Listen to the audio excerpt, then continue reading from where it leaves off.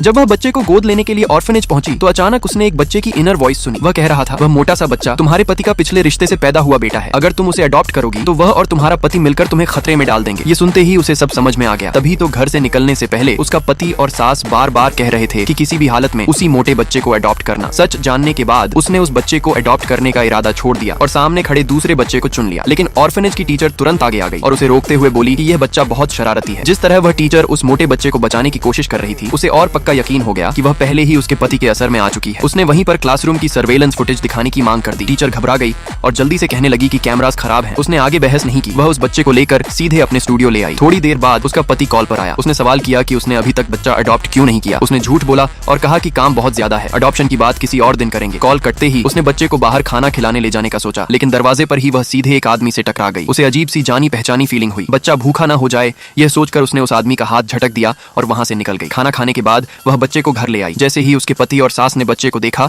दोनों चौंक गए और तुरंत अडॉप्शन का विरोध करने लगे। सास तो गुस्से में चिल्लाने लगी। इस बार उसने और सहना नहीं चाहा। उसने अपने पति और उस औरत की छुपी हुई तस्वीरें उनके सामने फेंक दी, जिसके साथ उसने उसे धोखा दिया था। उनके सामने ही उसने ऑफिशियल तौर पर डिवोर्स की मांग कर दी और दोनों को आदेश दिया कि 3 दिनों के अंदर घर खाली करें, वरना गंभीर नतीजे भुगतने होंगे। इसके बाद वह बच्चे को लेकर डॉर्मिटोरी वापस आ गई। जब वे आराम करने ही वाले थे तभी उसका पति अचानक वहां आ पहुंचा। उसने सच को तोड़ मरोड़ कर पेश किया और बच्चे पर आरोप लगाया कि वह उसका नहीं है। जब वह आपा खो बैठा और आक्रामक तरीके से उनकी तरफ बढ़ा, तभी वही आदमी जिससे वह उसी दिन पहले टकराई थी अचानक सामने आ गया।